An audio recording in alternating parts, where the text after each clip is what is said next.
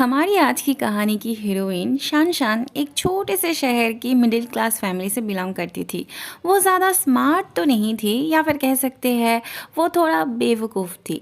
पर सब कहते थे वो बहुत लकी थी, उसका लक बहुत अच्छे से काम करता था। इसीलिए शायद उसने जब बड़े शहर की कंपनी में जॉब के लिए अप्लाई किया था, उसमें इंटरव्यू देते ही वो पास हो गई थी।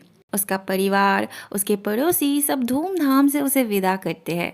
शान शान ने कभी सोचा भी नहीं था कि वो कभी इतनी बड़ी शहर में अपना पैर रख पाएगी, पर उसकी किस्मत ने उसके लिए ये तय करके रखा था। जॉइनिंग डे पर ही वो दिन में सपने देखने लगती है कि कभी ना कभी उसे इस कंपनी में हायर पोजीशन मिलेगी। वो तो अपने आप को कुछ इस तरह से इमेजिन करने लगती है। उसने सोचा था कड़ी मेहनत करके वो इस जगह को पाएगी, कंपनी वाले ज़रूर उसकी हार्ड वर्क को समझेंगे। पर पहले दिन से ही उसे इतना ज़्यादा काम मिलता गया कि टायर्डनेस की वजह से उसे नींद आने लगती है। 1 महीने होने वाले थे उसे इस कंपनी में ज्वाइन किए हुए, और ऐसे में उसका लक दोबारा चमक उठता है। एक दिन देर रात गए उसे कंपनी के किसी स्टाफ का कॉल आता है, जो उसे जल्दी से हॉस्पिटल जाने के लिए बोलता है। और शन आधी सोई आधी जागी थी, उसे समझ में नहीं आ रहा था कि क्या चल रहा है। वो सोचती है उसके पेरेंट्स तो अपने घर में ही थे, तो फिर हॉस्पिटल में उसे क्यों बुलाया जा रहा था। बाहर उसके लिए गाड़ी भी खड़ी हुई थी।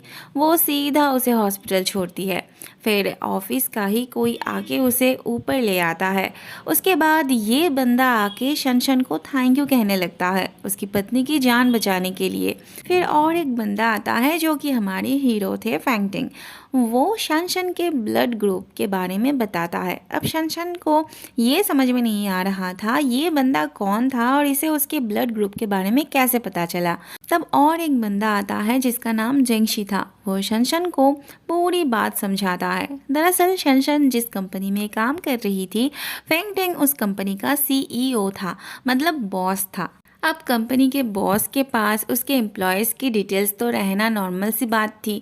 इसी वजह से उसे भी उसके ब्लड ग्रुप के बारे में पता था। फैंग टेंग की दीदी की सर्जरी होने वाली थी, जिसके लिए उन्हें ब्लड चाहिए था, पर उसका ब्लड ग्रुप किसी से मैच नहीं हो रही थी और हॉस्पिटल के ब्लड बैंक में भी नहीं था। बहुत ही कम लोगों में उस टाइप का ब्लड ग्रुप पाया जाता था। इसीलिए फैंग टेंग को मजबूरन उसके एम्प्लॉयज़ में ही चूज़ करना पड़ता है। सब जानने के बाद शन हैरान भी होती है, खुश भी होती है, और उनके काम आने के लिए अपने आप को खुश नसीब भी समझती है। उसने इतना बड़ा काम किया था, इसलिए जेंगशी आके उसे पहले रिलैक्स होने को बोलता है और उसे ये भी बताता है कि उसे एक दिन की छुट्टी मिली है। जाते वक्त शन फेंग टेंग के जीजाजी को उसके मॉम का बनाया हुआ एक कार्ड टाइप का कुछ देती है, जिसमें उसका ब्लड टाइप लिखा हुआ था।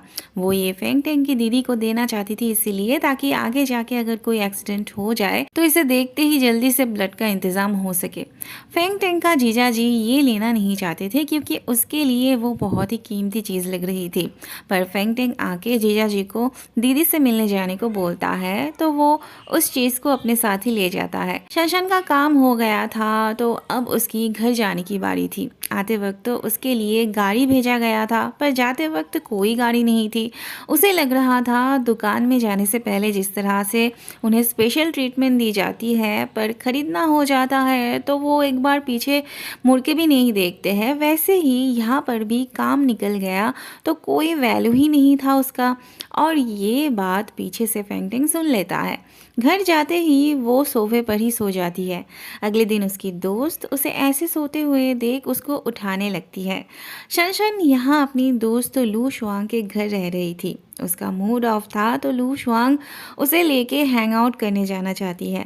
वहाँ फैंग टेंग की दीदी शन की तरफ ग्रेटफुल थी। फैंग टेंग शन का दिया हुआ वो कार्ड जैसा चीज़ अच्छे से देख रहा था। फैंग टेंग की दीदी शन को थैंक यू कहना चाहती थी। अब फैंग टेंग ने तो कुछ भी नहीं किया था, इसीलिए वो खुद ही शन के लिए कुछ करना चाहती थी। वहाँ हैंग आउट के नाम पे लू शुआंग ने इतनी सारी शॉपिंग कर ली थी। शन को उसके मॉम का कॉल आता है और वो कहती है उसकी बहन को भी उसी के शहर में जॉब मिल गया है, इसीलिए वो उसके साथ रहने के लिए जा रही है। शन के आंटी उसके मॉम के हाथों से फ़ोन लेके खुद बोलने लगती है। अब शन खुद ही दूसरे के घर में रह रही थी, वो कहाँ से उसके बहन को अपने पास रखती, पर उसके आंटी को कुछ नहीं सुनना था। वो तो बस अपनी बात बताने के लिए ही फ़ोन किया था। शनशन तब चिल्लाते हुए घर की तरफ जाने लगती है। वहीं पे फेंग टेंग और जेंगशी भी था। यहाँ पे वो बास्केटबॉल खेलने आए थे।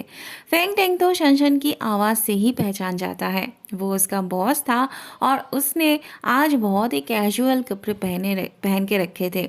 अगर शनशन उसे इस हालत में देख लेती तो उसके प्रेस्टीज का क्या होता। वो तो अभी अपना ड्रेस चेंज करना चाहता था, पर जेंगशी उसे समझाता है शनशन से उसकी और मुलाकात नहीं होगी, वो चली गई है, तो वो टेंशन ना ले। वहाँ शनशन की बहन ऑलरेडी पहुँच चुकी थी। वैसे उसकी बहन उसके आंटी जैसा नहीं थी, बहुत अच्छी थी, इसीलिए शनशन भी उसे यही रहने के लिए बोलती है। अगले सीन में हम देखते हैं फैंग टेंग की एक नए प्रोजेक्ट के लिए कंपनी में काम का प्रेशर बढ़ जाता है। इस वजह से शनशन को भी दुनिया भर का जेरोक्स करना पड़ता है।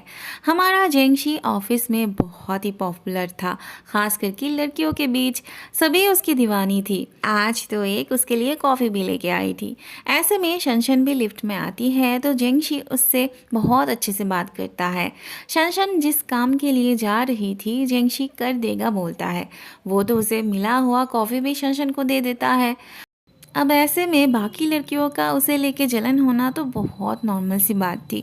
अगले सीन में हम देखते हैं फैंग टेंग जिस कॉन्ट्रैक्ट पेपर पे आज साइन करने वाला था उसमें कुछ गलती हो गई थी। अगर सही वाला उसके पास ना पहुंचाया जाता तो सबकी खैर नहीं थी, पर उसे वो देने कौन जाता। कौन भला जानबूझ के बलि का बकरा बनना चाहता। सुबह लड़कियों ने जेंगशी के साथ शनशन को बात करते हुए देखा था, तो उन्हें लग रहा था कि उसके साथ जेंगशी का रिश्ता बहुत अच्छा था और वही ये काम कर सकती थी। तब सब मिलके उस पर प्रेशर डालने लगते हैं जेंगशी से बात करने के लिए, पर जेंगशी फ़ोन नहीं उठाता है तो शनशन को लगता है वो बच गई। मगर मैनेजर उसे खुद जाके कॉन्ट्रैक्ट पेपर दे आने के लिए बोलते हैं। शनशन तब भागते भागते पूरी कंपनी में फेंग टेंग को ढूंढने लगती है। वो तो गलत मीटिंग रूम में भी पहुंच जाती है। फिर जब तक वो फेंग टेंग के पास पहुंचती है तब तक मीटिंग ऑलरेडी ख़त्म हो चुकी थी। फेंग टेंग ने कॉन्ट्रैक्ट पेपर पे साइन भी कर दिया था। शनशन के सर पे तब आसमान टूट पड़ती है। वो रोते हुए बार बार माफ़ी मांगने लगती है। फेंग टेंग बहुत सीरियस मूड में था। वो ज़्यादा बात ना करते हुए वहाँ से चला जाता है। शनशन को लग रहा था कि अब तो उसकी जॉब गई उसके हाथ से, पर जेंगशी आके उसे संभालता है और वो शनशन से कहता है उसे डरने की ज़रूरत नहीं है। फैंग टेंग ने अच्छे से पेपर पढ़ा था, इसीलिए उसने सही पेपर पे ही साइन किया था, कुछ गलत नहीं हुआ। तब जाके उसके जान में जान आती है। अब भले ही प्रॉब्लम सॉल्व हो गई थी, पर मैनेजर को बहुत बातें सुननी पड़ी थी और उनका सारा गुस्सा शनशन पे आके पड़ती है। वो कहते हैं पता नहीं क्यों ऐसे यूज़लेस इंसान को उनके डिपार्टमेंट में भेज दिया गया। उन्होंने जिसे चूज़ किया था उसे छोड़ के पता नहीं क्यों उसे सिलेक्ट किया गया। शनशन को कुछ समझ में नहीं आता है कि मैनेजर ऐसा क्यों बोल रहे थे। बाद में ये दोनों शनशन के बारे में बात करने लगते हैं। इन्हें लग रहा था शनशन को पहचान की वजह से जॉब मिली थी, जो कि मैनेजर बिल्कुल भी पसंद नहीं करते थे। उनके लिए हार्ड वर्क मायने रखती थी।